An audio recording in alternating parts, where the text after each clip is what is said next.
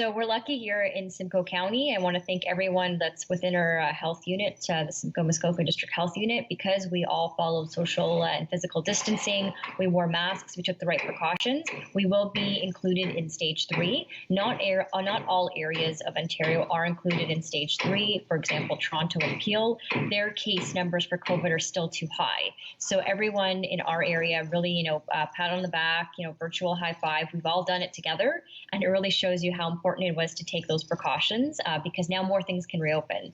So stage 3 is coming to fruition July 17th. So what does that mean for Barrie and area, for Barrie, Innisfil, and Greater Simcoe County? What I'm hearing from a lot of folks in the the festival world and in the performance world, they're elated because we've seen a lot of performers and artists, musicians. They've been going online. I know through Jake, who does Barrie Live. He's been fundraising a lot of funds, and the amount of talent we have in our community has been incredible to see on the Facebook group, but it's been all virtual. And so now with stage 3, a lot of those things can be performed outdoors.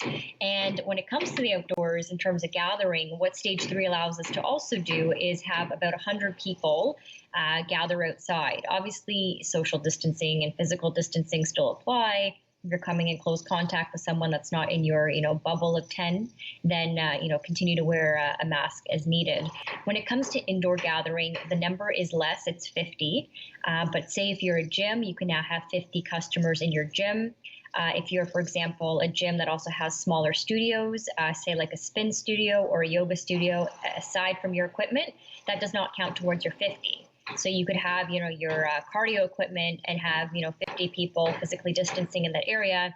And then you might have, a yoga room or whatnot, and that could accommodate a separate amount of people. So this is big news for our area. I know we're really, because we're close to the water, we tend to be very active and we like to live a healthy lifestyle. It is sort of a component of what we represent. And so a lot of our local fitness facilities are really going to breathe a sigh of relief.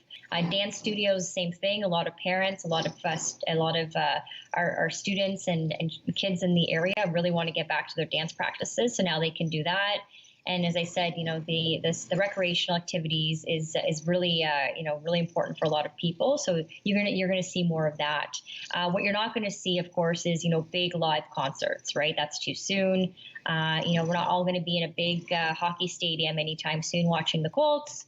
But you know what? If we keep up with this trend, cases keep going down, anything is possible if we work together to combat this pandemic. But, for those who are still, apprehensive about going out, what I'll say is, I've been touring many local businesses and they were so vigilant about taking the right precautions. Everyone has some sort of a screening process at the front of their store or awareness signs. They've got hand sanitizer. There's a lot of signs saying, please wear a mask. If you don't have a mask, we'll provide you one, or some are selling one for $1.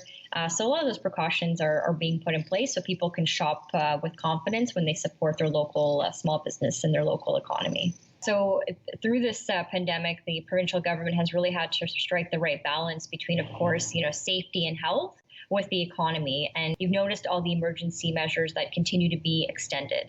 Well, the last extension was the last one, and that's because the provincial government introduced a bill or a piece of legislation. Basically, it allows us to have a flexible approach to COVID-19. So what that means is, as much as we've made particular gains, there could be potential regression. For example, cases could go up again, et cetera. So what this allows the provincial government to do is limit the number of people that can socially gather. So we have that flexibility built in so that, again, we're putting public health first. And of course, all these decisions wouldn't just be made by, politicians, they'd be made by health experts. And that's what sort of how we've been guided all along as this province. So if we see, for example, that we need to scale back, what the Reopening Ontario, a flexible response to COVID-19. It's a bill that we're debating in the legislature. It's one of the reasons we sat till midnight at one point during the debate, and that's because it allows us to have that flexibility. So if we need to say, for example, go back to some closures, we can do that. If we need to start limiting the amount of social gatherings, say we're at 100 right now outside, we need to go to say 50 or 10. it allows us to do that flexibility. But what it does not allow us to do, because we live in a parliamentary democracy, and all of us respect and uphold that, it does not allow the provincial government to add new things. So I'm very keen that all we're doing is we're working within the tools we have, and the tools are, under the Emergency Measures Act, is how many people can gather, what can be open, what can be closed, what does that mean? Workplace safety, what does that mean? Inspections, etc. All the job protection measures, that's all included. When it comes to the Simcoe Muskoka Health Unit, and I praise them for the great work they've done with Dr. Gardner there and his whole team. They went out ahead of it all and said, look, we're going to make masks mandatory for indoors in Simcoe County, and most businesses have agreed that that's they'll abide by that because it means their customers are safe and they can continue operating. I was at Toronto skydiving in Innisfil for someone who is 5-year cancer-free, and they have a whole screening process they do. They check your temperature.